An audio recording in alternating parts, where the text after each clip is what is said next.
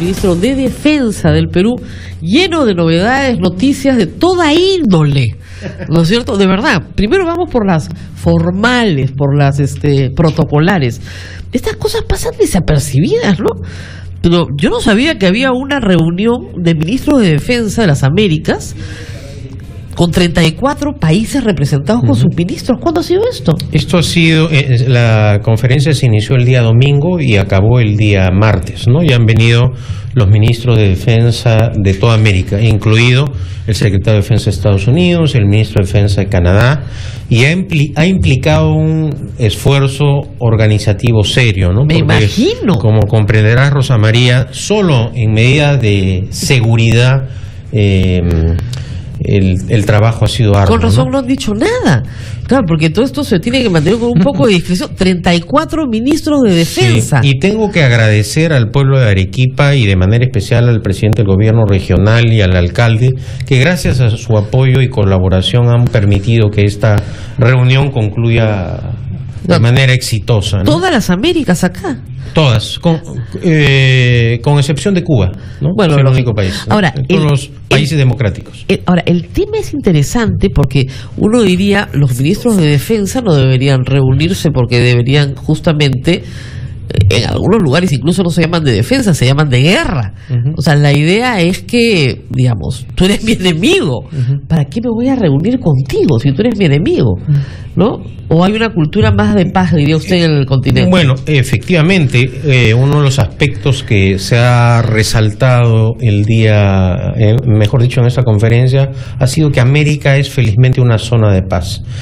Y esto permite un diálogo democrático, un intercambio de pareceres, una coordinación para que en casos de catástrofes, vemos ahora por ejemplo el tema del ébola, ¿no? Sí. Ha sido algo que ha aparecido y los países no han estado preparados. No digo los países en vía de desarrollo, digo los propios países. Vemos la crisis que se ha generado en Estados Unidos, en España sobre todo, ¿no? Entonces, precisamente hemos visto aspectos relativos a la sanidad militar, a la cooperación en casos de emergencia, ¿no? Amenazas, catástrofes naturales, terremotos, inundaciones. Es como si el rol de las Fuerzas Armadas hubiera cambiado en tiempos de paz. Y además hay una cuestión fundamental, Rosa María, hay amenazas comunes, el terrorismo, el narcotráfico, ¿no? Delitos que se realizan en distintos países. Y hoy día, para el mantenimiento de una democracia como forma de gobierno y el ejercicio pleno de la libertad, se requiere seguridad, y esa seguridad la da el sector defensa. Entonces, ese es un aspecto también en el cual hay una nueva orientación del sector defensa. Ahora, y seguridad. Es complicado porque las funciones de la policía y del sector defensa siempre se confunden, sobre todo en el imaginario popular, y no son las mismas. Y además hay países en los cuales están fusionadas. Por ejemplo, el ministro de Defensa en Colombia tiene a su cargo también la policía. Bueno, entonces, claro, realmente yo le digo a mi amigo Pinzón, en realidad no te envidio, ¿no? Porque se imagina lo que sería, te imaginas, Rosa María, lo que sería acá ser ministro en simultáneo de Defensa e Interior, realmente sumamente complicado. Bueno, ¿no? pero responde a una realidad histórica muy diferente, ¿no? Pero de otro lado, ya con nuestro esquema constitucional está claramente establecido cuál es la función de las Fuerzas Armadas y cuál es la tarea de la Policía Nacional, ¿no? Ahora, ustedes trabajan en muchos frentes hoy, en los cuales sí hay una actividad no policial, pero de apoyo a la policía. Claro. ¿No? Por ejemplo, en todo lo que es minería ilegal, la Marina, ¿no es cierto?, hace todo lo que es la dinamita, pues todas las... Bueno, no solo la Marina, también el Ejército y también la Fuerza Aérea, ¿no? Claro. Pero sí hay una base legal, ¿no?, que se dio durante la gestión de Juan Jiménez como ministro de Justicia, que permite dar el apoyo logístico, el soporte para que se pueda enfrentar este grave flagelo. Hoy en día hay información que la minería ilegal mueve casi la misma cantidad de dinero que el narcotráfico, ¿no? Entonces es una verdadera amenaza, ¿no? Y en el BRAEM, nuevamente hemos tenido problemas la semana pasada, se van a seguir teniendo, le hacemos caso, las emboscadas, ahí digamos, el enemigo tiene la ventaja siempre. Bueno, acá yo lo que he sostenido es que, a diferencia del gobierno de Alan García, que permitió el rebrote del terrorismo en la zona del Brain, por falta de liderazgo, lo he dicho en el pleno del Congreso, el señor García nunca visitó una base contraterrorista en el Brain, en sus 5 años de gobierno, no pisó el Brain. Entonces, claro... Qué extraño, ¿no? A mí no me parece extraño, yo creo que es la manera negligente en que también enfrentó al terrorismo en su primer gobierno, porque a García siempre le gusta hablar solo de su segundo gobierno, ¿no? Da la impresión de que solo hubiese sido presidente una sola vez. Ahora, tuitea duro el señor García contra este gobierno. No suelo seguir al doctor García. Yo ya he escrito un libro que se titula El caso García, no cambio una coma. Lo único que confío es que el futuro de Alan García sea similar al de Jordi Pujol en Cataluña, ¿no? Ese es mi parecer. No tengo nada más que agregar, ¿no? Bueno, ojalá que el departamento que tiene en París no lo haya prepagado, porque él dijo cuando se compró el departamento en París, que él negó que lo tenía, que como cualquier ciudadano de clase media había ido a un banco francés y que el banco le había prestado. Hipoteca, sí. El señor García nunca ha ido, él que exige ahora que todos comparezcan, nunca le ha explicado al país cómo compró ese departamento en París, ¿no?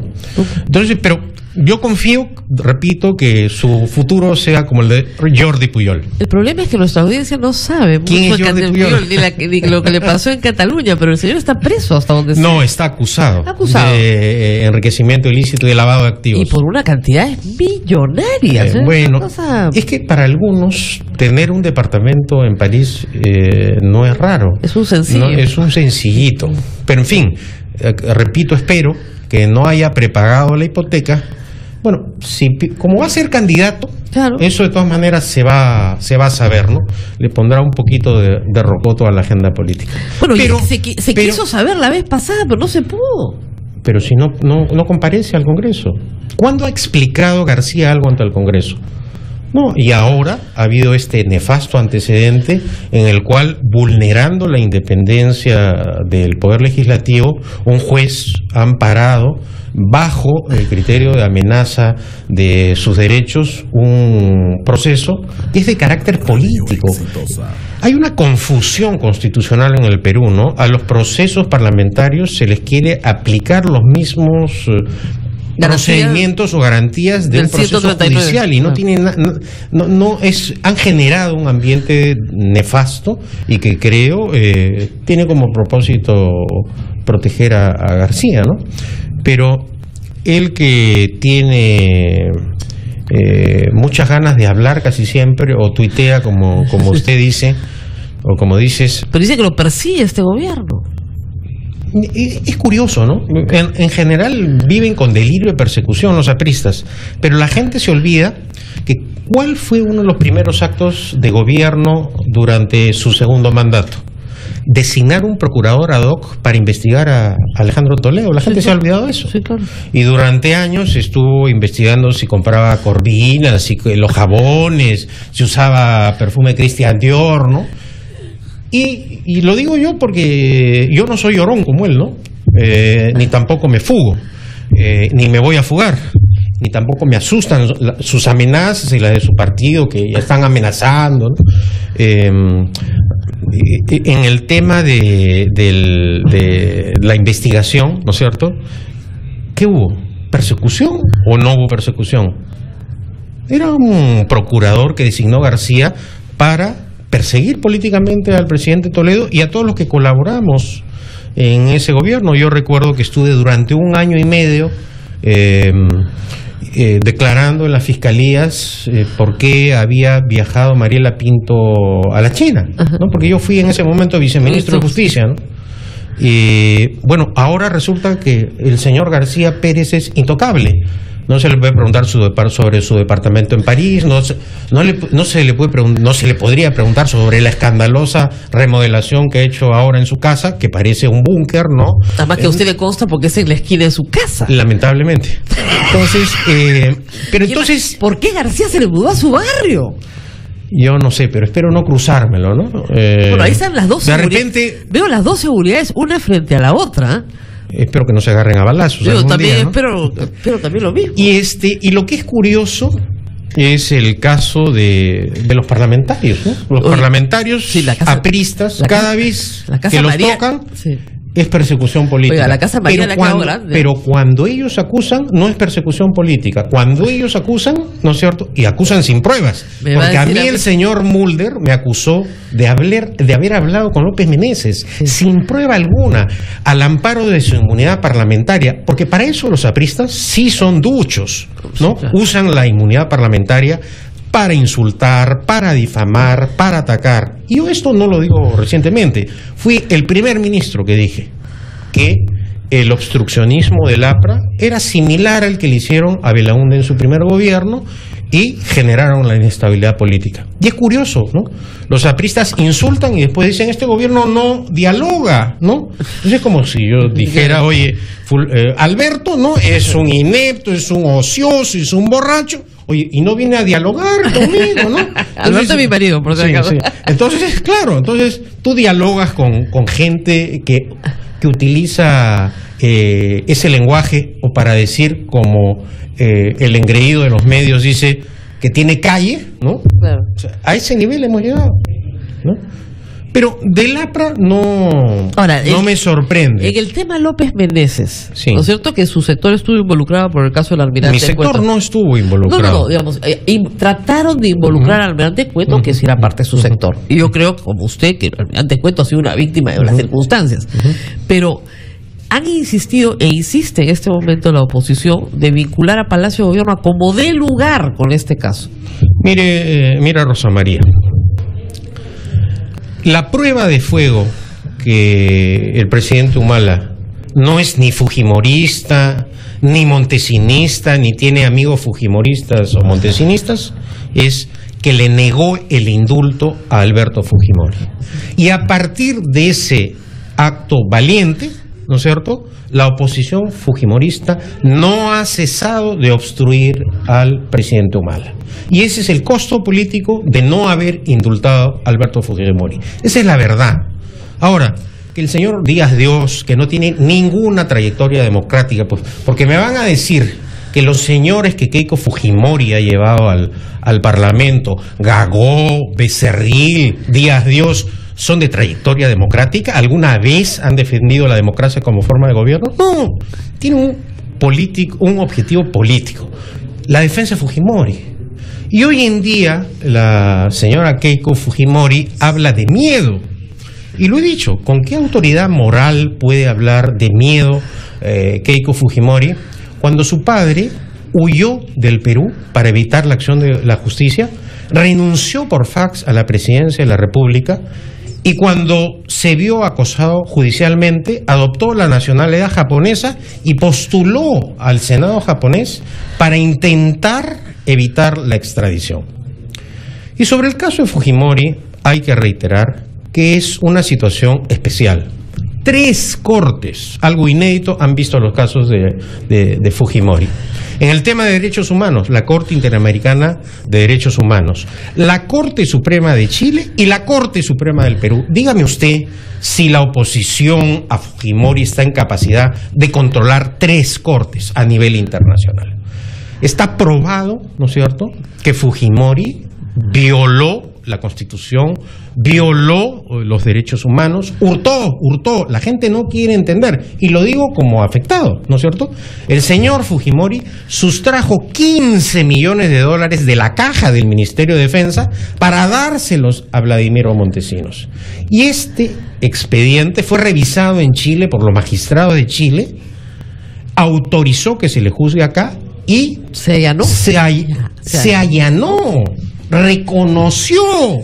¿Qué cosa ocurriría si una persona entra a yo no sé si habrán $15 millones en la contabilidad de Radio Exitosa, pero sustrae 100.000 soles de la caja y se lo da a su amigo? Y dice, no, yo no he robado, nunca he robado, Fujimori, no hay pruebas del robo. Entonces, a esa clase de personas fanáticas, simplemente yo no les creo. Los partidos que hoy día amenazan a los ministros tienen un rasgo distintivo que los une: que cuando las papas quemaron en el caso de Alan García, se fugó a París y se asiló en París. y la pasó bien y se compró su departamento en París. Y cuando las papas quemaban, Fujimori se fugó al Japón. Hizo el viaje a Chile, ¿no es cierto? Y ahí se libró. Más bien, el señor Alan García se libró de ser condenado porque, de acuerdo a nuestra Constitución, no se puede condenar a un ausente. Pero ellos dicen que no hay pruebas sobre las ilicitudes o supuestas ilicitudes que cometió García. Y sí existen dos: el dictamen fiscal supremo de Nelly Calderón y el pronunciamiento del juez Hugo Sibina, ¿no es cierto?, en donde se probó que el dinero que dijo Sergio Siragusa, que como soborno por el caso del tren eléctrico le pagó, terminó en la cuenta del Barclays Bank de Gran Caimán, y que luego ese dinero vino al Perú para comprar Radio 1160 y Canal 13. Y dicho sea de paso, siempre el subconsciente lo vence a García, ¿no? El otro día lo entrevistaba Raúl Vargas, y él, a propósito porque ahora es un intelectual, ¿no? Ahora pretende ser intelectual. Dijo, con los millones que ganaría con la venta de sus libros en la China, se compraría RPP. O sea, ¿con qué propósito? ¿Con qué propósito? Si un político tiene millones, dice que se va a comprar una radio, un medio de comunicación. Tal vez repitiendo lo que antes hizo con 1160 y que lamentablemente el Poder Judicial no llegó a investigar. Prescribió. Al señor le prescribieron los delitos. Sí. Esa fue. Pero ahora vamos a ver, pues tendrá que explicar si ha hecho el pago anticipado del departamento en París. ¿Usted sabe algo de eso? Yo no, mire, yo ahora soy ministro. Si fuese diputado ya tendría todos los datos, o sea, mejor dicho, si fuese congresista, porque ya no existe la diputación. Yo he visto las fotos del departamento por fuera, bien bonito el barrio, ¿eh? Pero de repente, como alguno, porque en aspectos inmobiliarios los apristas son insuperables, ya hemos visto, ¿no? Cuando el mercado está bajo, venden alto, y cuando el mercado está caro, compran barato. Son una maravilla, ¿no? Ahora, le dicen que usted está lleno de odio contra el APRA. Sí. Bueno, no solo es el ministro más político de todos. No solo odio supuestamente al APRA y a Fujimori, que es algo que también injustamente le dicen a Vargas Llosa, ¿no? Claro. Yo debo decir lo siguiente. Por ejemplo, en el caso de Mario Vargas Llosa, ¿quién fue la persona que impidió que ganara las elecciones?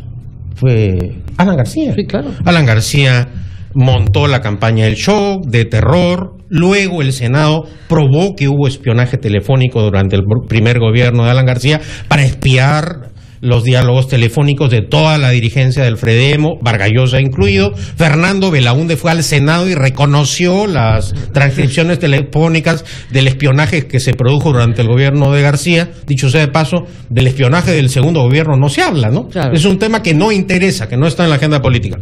Pero cerrando el tema, ¿qué hizo Vargas Llosa después en la elección, cuando Humala tenía el lenguaje radical y su postura política? Pidió el voto no tuvo inconveniente en pedir el voto por Alan García. ¿Y qué hizo con el caso de Fujimori? La gente se olvida que durante 2 años, del 90 al 92, Vargas Llosa guardó silencio, y que todos los parlamentarios de su agrupación política apoyamos todas las reformas políticas que emprendió luego de que Fujimori se rectificó políticamente, ¿no? Entonces, ¿de qué odios hablamos? Vargas Llosa asume una actitud, no sé, inclusive quería renunciar a participar en la segunda vuelta, sí, no, para que el APRA y la izquierda no abrazaran a Fujimori y entregarle el plan de gobierno. ¿Qué hizo Vargas Llosa? Una vez que se produce el golpe de Estado del 5 de abril, es decir, que hay el rompimiento del Estado de Derecho, se enfrenta a Fujimori. Pero mientras Fujimori gobernó constitucionalmente, Vargas Llosa le dio todo su apoyo. Pero esto no me extraña que ocurra, Rosa María, porque son tácticas montesinistas que cada cierto tiempo la repiten los fujimoristas. Lo que a mí me lleva a sospechar, porque no tengo prueba, que Montesinos lo sigue manejando. Porque ¿de qué renovación hablamos de la señora Keiko Fujimori si tiene al lado a Marta Chávez, a Luz Salgado, al núcleo duro que coordinaba con Montesinos toda la acción de gobierno de...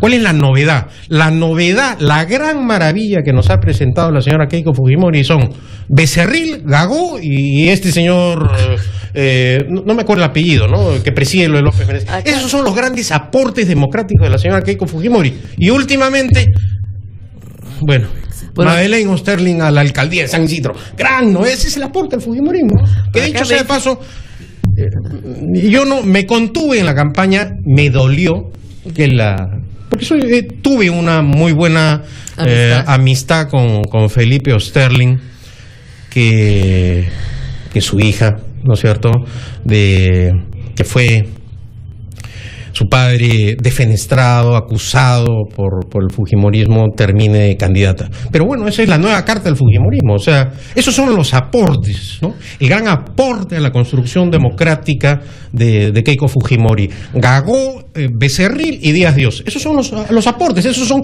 los demócratas del futuro. Esos son los que probablemente nos van a gobernar. Y yo a eso naturalmente me niego. Yo haré el esfuerzo posible para evitar que esta clase de sectores políticos que han saqueado el Perú, que han robado, no con la lampa, han robado de una manera que constituye... No hay que olvidar que Alberto Fujimori con Montesinos figuran en el ranking internacional de los grandes gobiernos corruptos de la historia latinoamericana. Yo me niego a que mi país vaya por esas... Segunda vuelta entre Keiko y Alan García. Viciado. A ese nivel. Bueno, lo hice anteriormente. Yo no pude, no me nació votar por Alan García la vez pasada. Tengo la convicción y el juicio de valor respecto de García, que no lo voy a cambiar. Y pienso que García no ha cambiado un ápice, ¿no? Ahora, claro, el señor García tiene una serie de ventajas. Tiene un mecenas, el señor Chan, que lo mantiene, ¿no? O sea, intelectual Alan García, ¿no? ¿Y cuánto creo que le pagan? $40,000 mensuales en la San Martín, le dan auto blindado, BMW. Yo me acuerdo que Tafur le sacó la placa del BMW, creo que ya no lo usa, ¿no? Claro. Propiedad, Universidad de San Martín de Porres, así cualquiera, ¿no? Vamos a hacer una pausa. Acá me han dicho, acá los tuiteros dicen que el ministro de Defensa se ha conseguido 6 granadas, 2 morteros, una bazooka y 3 misiles. No, en absoluto. Y los está disparando todos a la vez. Vamos a la pausa, pero no se mueve Pedro Cateriano de acá, ¿eh? ¡Qué bárbaro, Dios mío! Ya, vamos a la pausa y volvemos. Bueno, y seguimos con Pedro Cateriano, que no ha parado de dar... O sea, tenemos como para 27 titulares. Pero Rosa María, es un poco refrescar la memoria, ¿no? Sí, pues. Porque, no por ejemplo, el caso de Alan García y el indulto a Crucillat. A ver, sí, claro, si me acuerdo. La gente se olvidó, ¿no es cierto? García Pérez indultó a Crucillat. Que estaba sano, ¿no? Estaba de buena salud. Y lo que nunca ha explicado García es... ¿Para qué indultó a Crucillat? ¿Con quiénes se reunía en Palacio? Porque eso lo tiene que responder él. En Palacio de Gobierno coordinando el indulto a Crucillat. Tal vez, si quiere hacerle un servicio al país, ahora Aurelio Pastor debería explicar cómo fue el proceso de indulto a Crucillat. A mí me sorprende que los Miro Quesada, que son tan perspicaces y que ahora defienden tanto a García Pérez y hostigan al gobierno del presidente Humala, le den esa tribuna a García Pérez. ¿O acaso no es verdad que en un juzgado de Chiclayo ya estaba casi listo el amparo para tomar por asalto judicial el Canal 4? Yo fui testigo de esos hechos y estuve ahí, es verdad, es absolutamente cierto. Crucillat era un montesinista que fue indultado por García Pérez, que debido a la indignación ciudadana y al pánico del comercio reculó.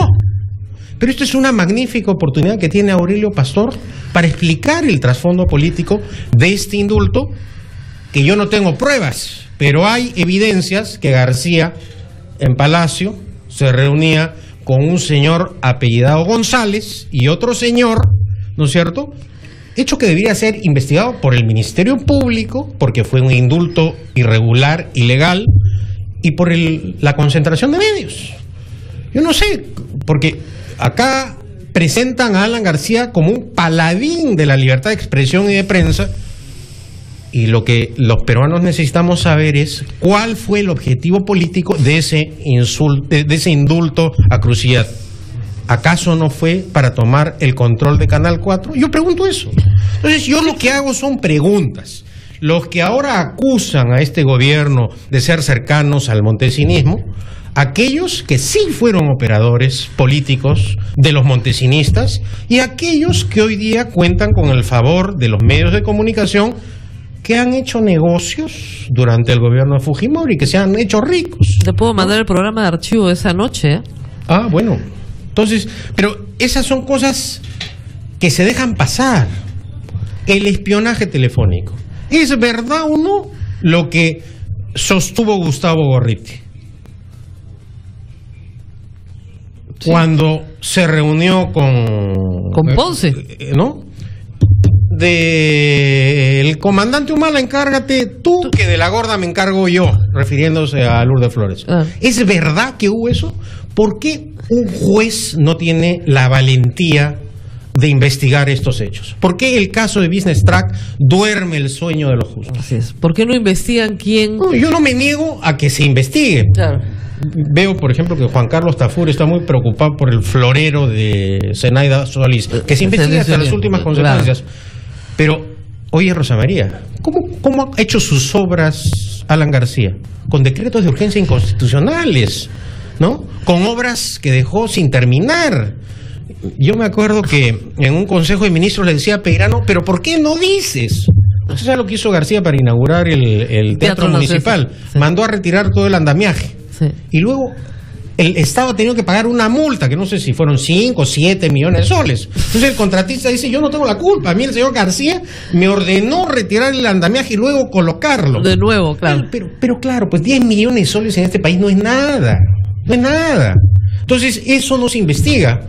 Entonces yo le decía a Peirano, pero ¿por qué no lo denuncias? ¿Por qué la opinión pública no sabe de la manera gerencial como gobernaba García? ¿No? Creo que está usted harto de que critiquen este gobierno y nadie conteste nada desde el gabinete, ¿no? No, porque felizmente las encuestas reflejan algo diferente. Hoy día ha salido una encuesta de Datum en donde sube la aprobación del presidente Humala. Y de otro lado, un golpe de Estado ayuda, ¿no?, a que uno tiene que acostumbrarse a las carreras de resistencia, y esta es una carrera de resistencia. En la política lo importante es el respaldo ciudadano, la honestidad, el apellido, el honor que lleva uno, ¿no? Por eso apellidarse Puyol, apellidarse Fujimori, apellidarse Duvalier, apellidarse Stroessner, apellidarse Pinochet, es algo que mancha a una familia, ¿no? Entonces, aquellos que hemos sido educados en el honor, no tenemos por qué tener miedo ni a los apristas ni a los fujimoristas, porque ya sabemos que cuando las papas queman, ellos se corren, ¿no? En el tema de su gestión, usted me decía que tiene un montón de cosas para enseñar. El satélite ya llega, los aviones ya llegan. Bueno, el satélite, Dios mediante, recién será lanzado el 2016, pero la coproducción de los 2 primeros aviones coreanos se presenta el 21 de este mes. El 21 de octubre va a haber una ceremonia en Las Palmas. Luego, el buque logístico que hemos adquirido de Holanda será entregado felizmente los primeros días de diciembre y ya tendremos un soporte para cualquier eventualidad, llámese el fenómeno del Niño, que esperamos que no sea grave como lo vienen anunciando. El 23 de diciembre lanzamos el buque a vela Unión, un largo anhelo de la Marina de Guerra que durante cerca de 100 años, un poco más de 100 años, trató de contar con esta embarcación de instrucción. Éramos el único país en América del Sur sin buque a vela. Evidentemente Bolivia no tiene buque a vela. Es un buque a vela de instrucción. De instrucción. que formará a nuestros cadetes, forjará el carácter de nuestros cadetes. Igualmente en el caso de los aviones de instrucción de Corea, nuestros cadetes fundamentalmente tenían horas de vuelo en simuladores, Rosa María. Claro. Entonces, y después les exigimos resultado a los miembros de las Fuerzas Armadas cuando el Estado no les da el soporte logístico necesario. Y en el mes de marzo del próximo año también llegarán los 2 primeros aviones de transporte adquiridos a Italia, ¿no? Que son importantes para el BRAEN, sobre todo. Para toda la operación logística, ¿no? La operación en el BRAEN es sumamente costosa porque todo el movimiento es aéreo, de aquí a Mazamari y de Mazamari hasta Pichari por helicóptero, ¿no? Entonces, precisamente confío que pronto el tema de la construcción del aeródromo en la zona del BRAEN sea una realidad. El presidente de la República ha ido muchas veces al BRAEN, ¿no? Sí va al BRAEN. Sí va. Sí va. El ministro de Defensa también. El ministro de Defensa también. Bastante. Hay registros de mis visitas. A veces no me dejan ir con la frecuencia que quisiera por razones de seguridad, porque en los últimos años Sendero Luminoso ha preparado gente como francotiradores, ¿no? Y lamentable hemos tenido casos, ¿no es cierto?, en donde civiles y militares han muerto producto de la habilidad de estos francotiradores asesinos que tiene Sendero Luminoso.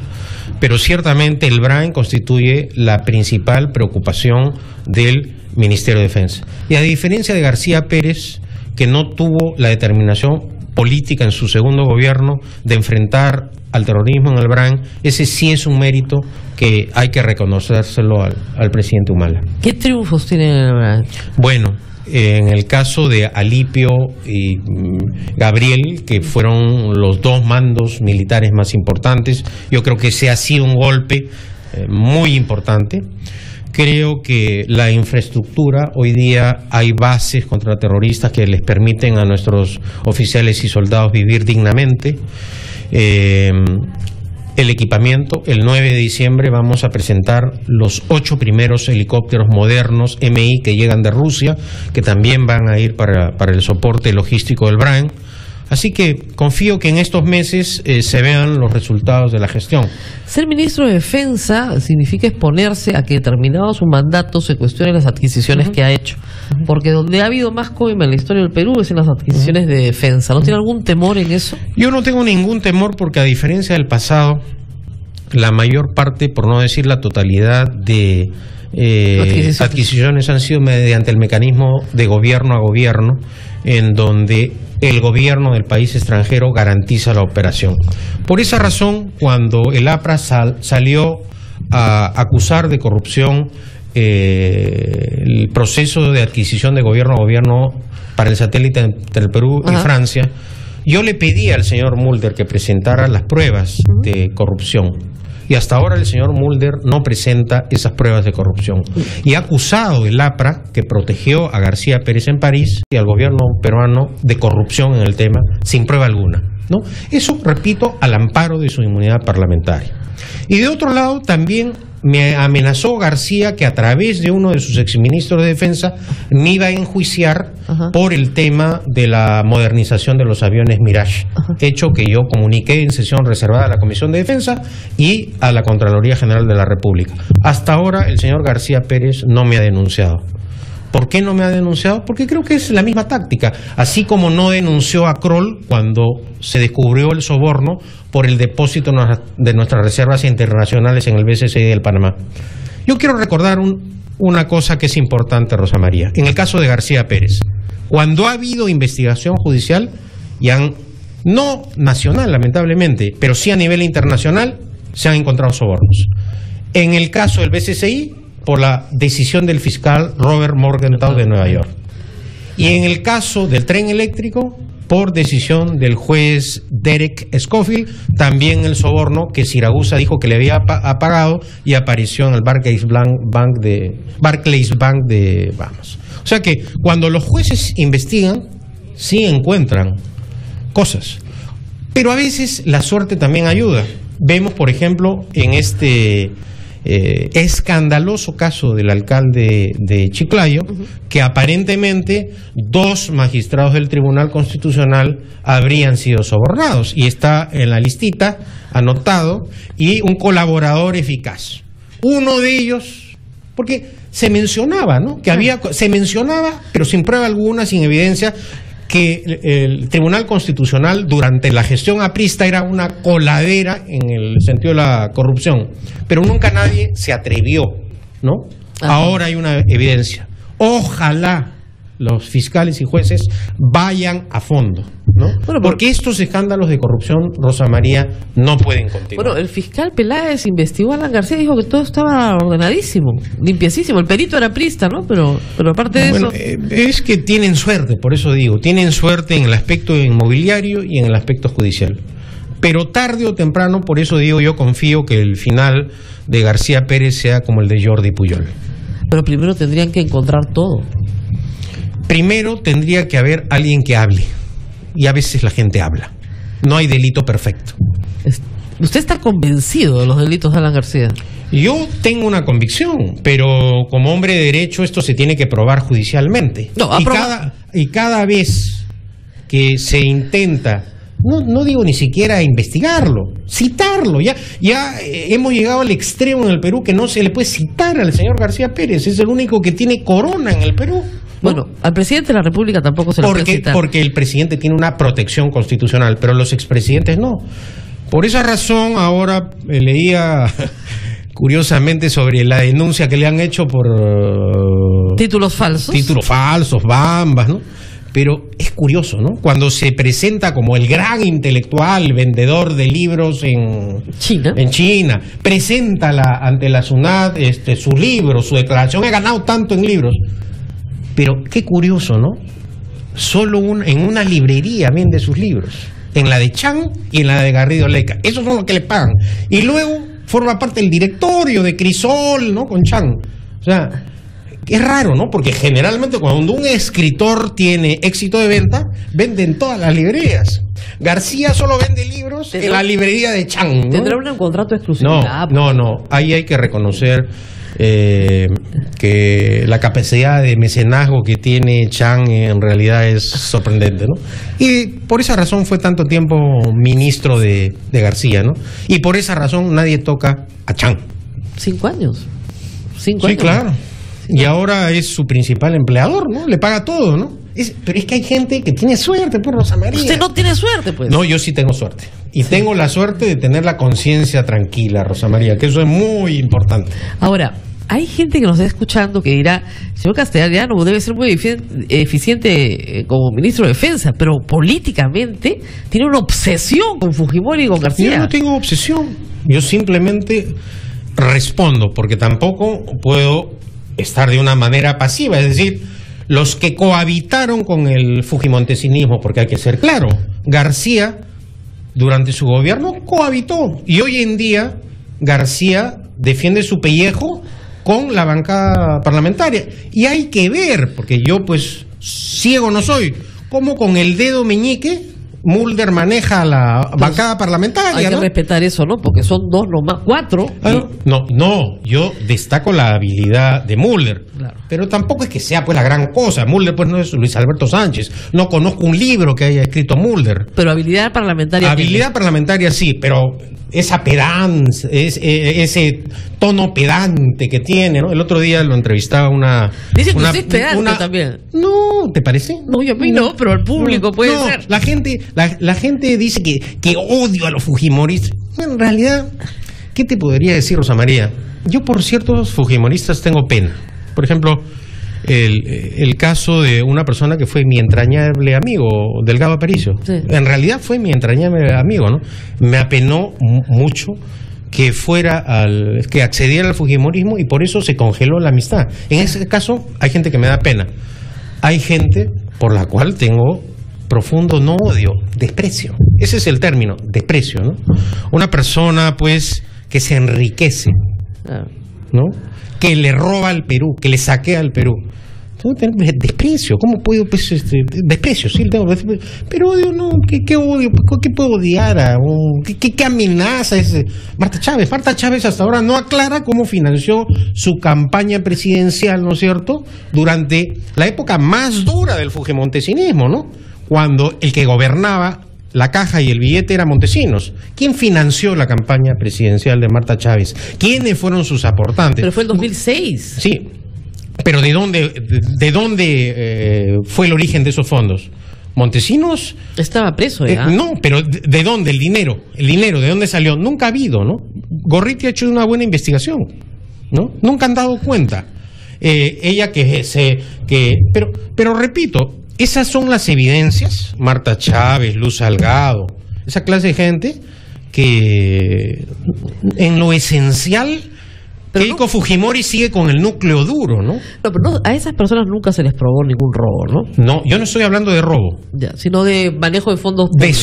Tampoco eso. Ya. De sometimiento a Montesinos. Hay videos de Luz Salgado, de todas estas señoras sometidas a Montesinos. Y esas son las señoras que acusan ahora al gobierno montesinismo. Las que fueron doncellas de Montesinos, ¿no? Sí, así es una palabra fuerte, ¿no? Bueno, amigas políticas de Montesinos, ¿no?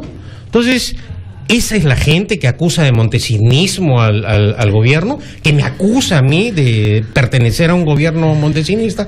Por favor, repitamos para que los jóvenes que no saben, cuando Marta Chávez, Luz Salgado, la señora Cuculiza, que dicho sea de paso, no la tengo en el nivel de Marta Chávez ni de Luz Salgado. Ayer yo me reía, ¿no? Porque llega un oficio, me divierto mucho también en el despacho del Ministerio de Defensa, ¿no? Llega un oficio, un pedido de Luz Salgado, que informe sobre los edecanes, esta denuncia que sacó la República, ¿no? Que les había aumentado el sueldo desproporcionado y que en el verano, ¿no?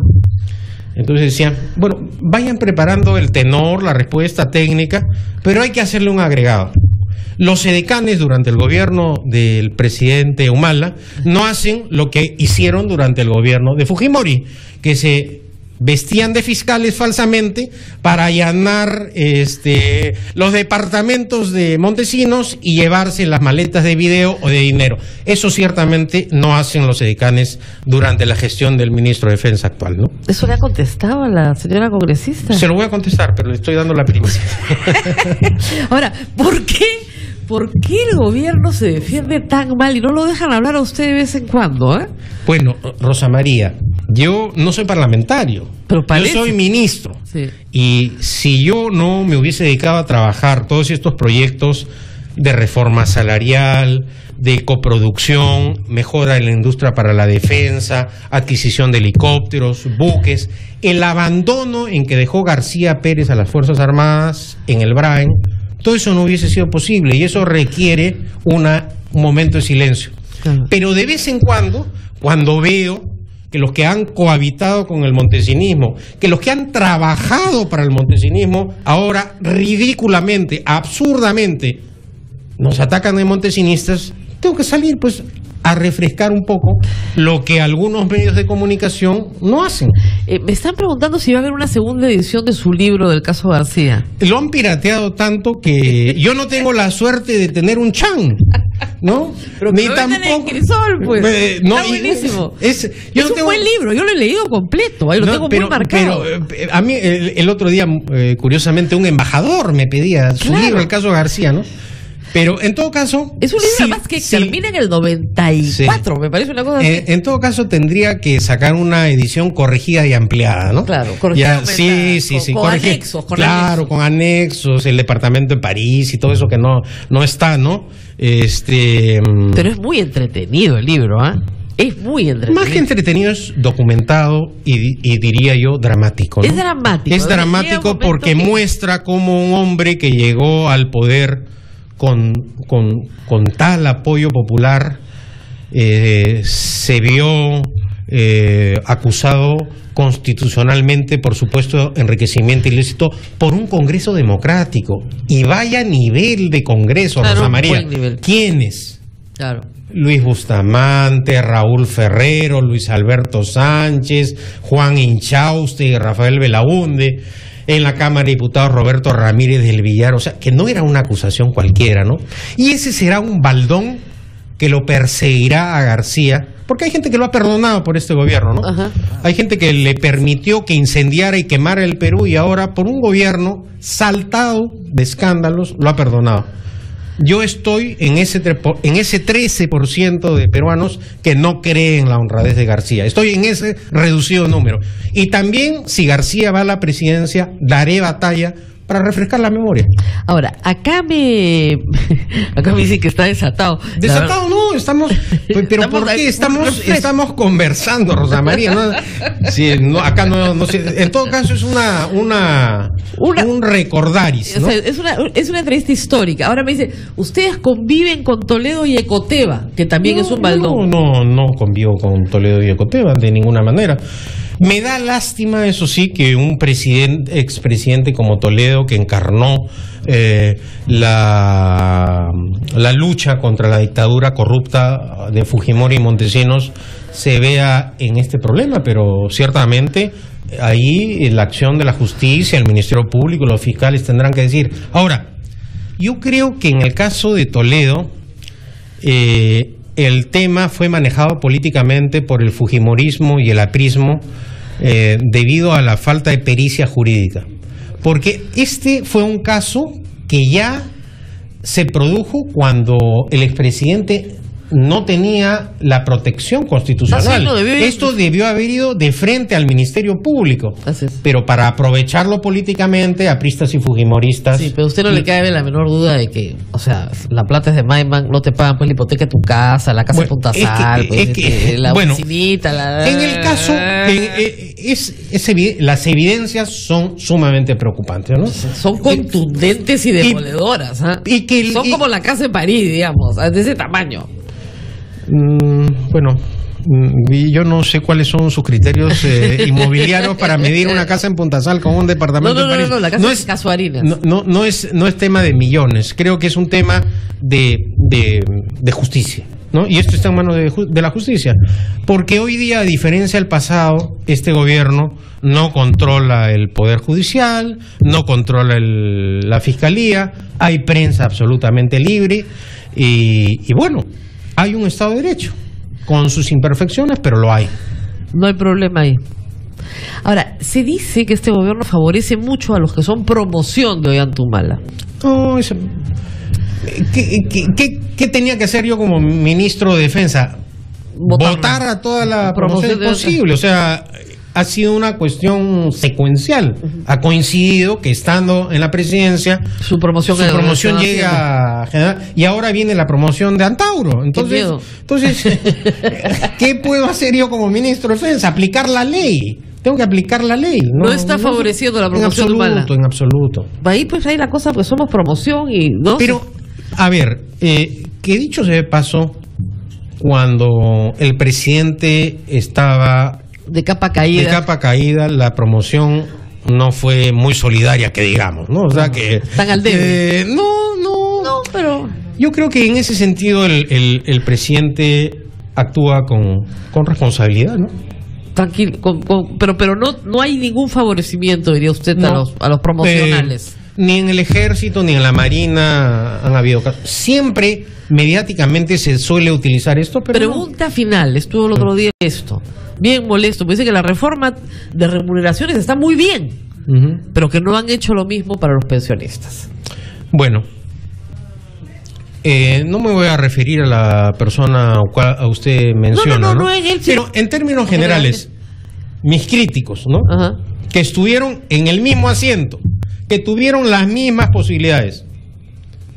12 años se debatió la reforma y no la sacaron adelante. 12 años se debatió el tema de los helicópteros y no se compraron. 100 años esperó la Marina para tener un buque a vela. Entonces, a mí las opiniones de esa clase de personas que han estado en el poder y que no cumplieron con las Fuerzas Armadas, en algunos casos, cuando es gente bien intencionada, las recojo, ¿no? Pero cuando es gente... Pero digamos, en el tema de remuneraciones están de acuerdo. Lo que dice es que no se olviden los pensionistas. ¿O no hay plata? Para ello tiene que mejorar la caja fiscal, si no vamos a dar aumentos que generen inflación. Y eso fue lo que yo ofrecí apenas me designaron como ministro y que fue motivo de mi solicitud de un voto de confianza al Congreso que obtuve, ¿no? Y dije eso. O sea que en ningún momento he mentido, he ocultado, he tergiversado la realidad. Espero que el país siga progresando económicamente. A mayor generación de riqueza, hay posibilidades de mejorar pensiones, sueldos de maestros, de médicos, etcétera. Pero para eso necesitamos inversión nacional, inversión extranjera, libre empresa, economía de mercado, que la iniciativa privada sea la fuente generadora de la riqueza, convencer a los cajamarquinos que la inversión privada destierra la pobreza. Entonces, es un trabajo que hay que continuar. Bueno, muchísimas Todo en 5 años tampoco se puede arreglar, Rosa María. Pero yo creo que cuando bajen las pasiones políticas, Usted ha traído todas las pasiones. No, bueno, yo simplemente he comentado. No, es un apasionado, es un apasionado, eso sí es verdad. Bueno, muchísimas gracias. Nunca he tenido tantas reacciones en el Twitter a una entrevista, así que le agradezco muchísimo que haya estado con nosotros esta mañana haciendo política, porque hacía mucho tiempo que no teníamos un invitado tan político. Yo me alegro. Espero que Anita Jara no se moleste con nuestro ministro por haber hecho tanta política. Si se molesta, voy a tener que renunciar, ¿no? Porque no. Si yo no puedo estar en desacuerdo con la presidenta del Consejo de Ministros, ella es la vocera del gobierno y si hay desacuerdo me tendría que ir, ¿no? No, que va, imagínese. Okay. Vámonos, no se ven mis libros, que estos son míos, está que acomoda mis libros. Vamos a la pausa, viene Juan Carlos Tafur.